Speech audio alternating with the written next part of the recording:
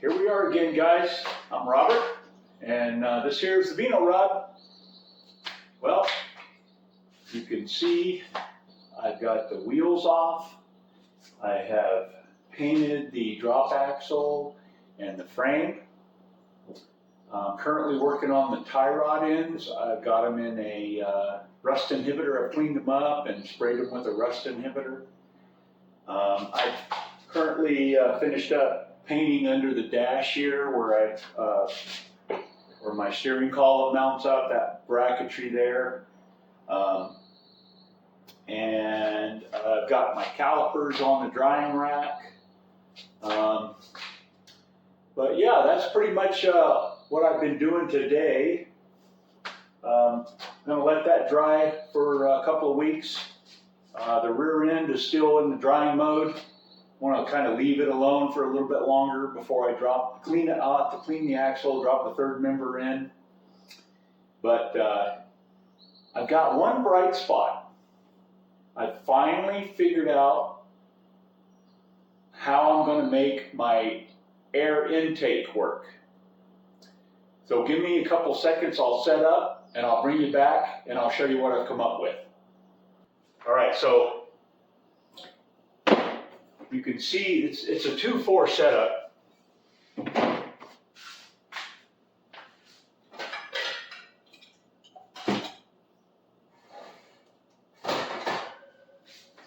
This might help out first.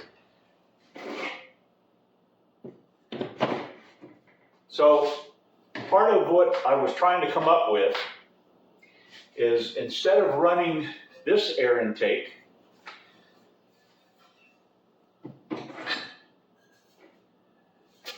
I've got this guy. And I've got a picture of like a cut sheet where they've taken a slice out of it and they can show the inside of the engine. This here is out of a turboprop jet engine, which they'll put those in various applications, and one of them is a C-130. Well, this is an air fuel mixing chamber, and there's 6 of them inside the engine that, you know, are here and here and so on. Like I said, I've got a picture of one, and I'll add that into the video so you can see it. But what I wanted to do was try to figure out a way to use this guy, just because of, I mean, it's just got a cool factor. Looks like an old catfish sitting on the bottom of the lake right there. So it'll end up being in this type of configuration. So, and I've been pondering it. I've had this for a while, and I've been trying to figure out, I've had ideas about, on top of the carburetor, right? Well, the big issue was, how was I going to filter it? Well, with this setup here, they have the little round, small filters that bolt down to the top of the carburetor. And this type of thing, you know, will, this sits on the back. So this sets on the carburetor, and then this bolts to this. And you'll put this on, you'll put the filter on there, and then you bolt this thing down. Well, I finally come up with an idea that I'm thinking that's where I'm going to go with it, and I'm going to use these fellas, and I'm going to build a filter box, because I've been searching and I've been looking for a filter, because I can't, as you can see with this guy, there's just really no way to get into it.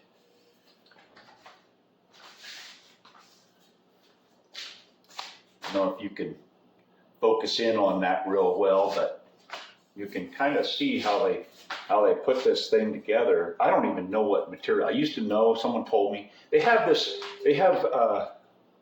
5 of these Motors engine, yeah. They have 5 of these engines where I work, and it's a power plant. And and I'm forgetting what type engine it is. It's a turboprop engine. But it's a turboprop jet engine, and they use those to run a power plant, turn the generator, right, create power. And the reason why they do that is because commercial power comes in, and when the facilities that we manage, that when they go into an operation, they don't want to lose power. So while we're running that, so what will happen is when they go into the operation that they want to do, then we switch over to the power plant and run the power plant until their operation's over. Because commercial power can drop out at any time, and they don't want to be in the middle of an operation and the power goes out. So what we'll end up doing is running 2 units at the same time, supplying the power to the site. Okay, so what they did is they were redoing one of the engines, and so when I saw these, as soon as I saw one, I go, okay, this is going to become my air intake for my car. So that's how that story went. So anyway,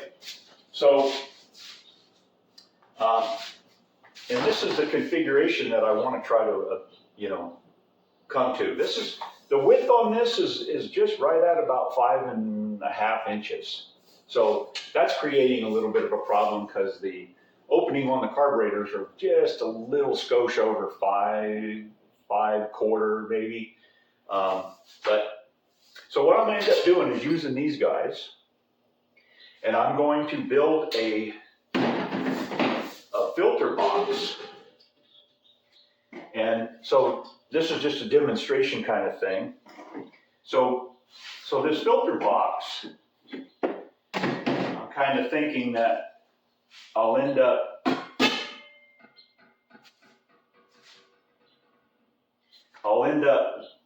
building it to this type of fashion here.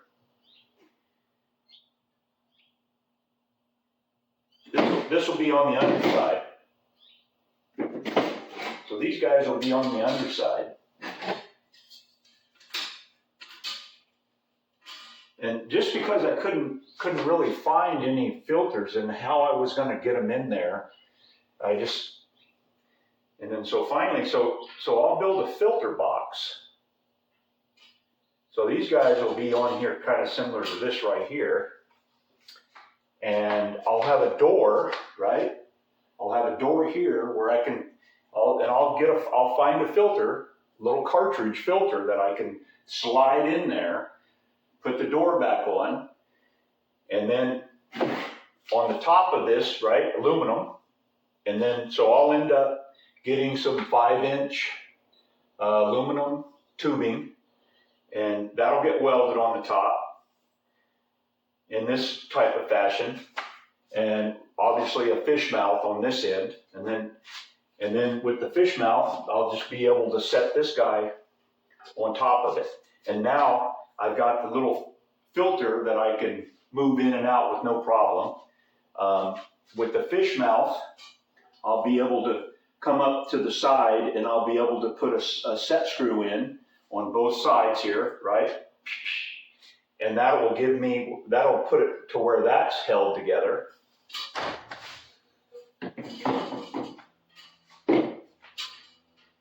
And then this guy, once it's setting on top of the carburetor, I'm going to be able to have, because the top of the carburetor, right, you got a place where you can bolt to.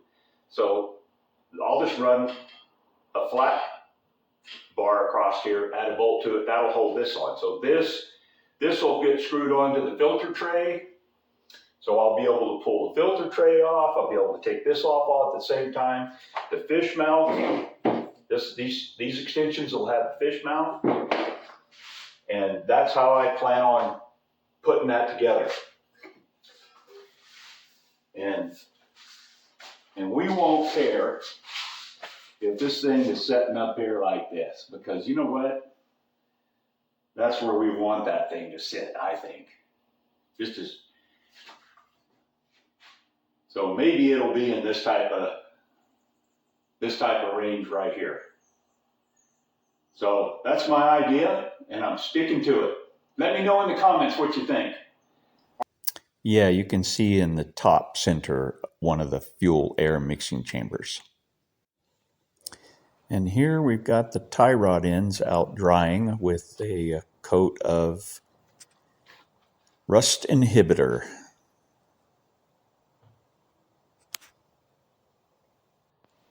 And here the calipers got a coat of caliper black on them. Under the dash we got some brackets with some black paint. Got some fresh paint here on the frame and the drop axle here. Looking pretty good. Very happy with it. So thanks for watching, fellas, and we'll see you soon.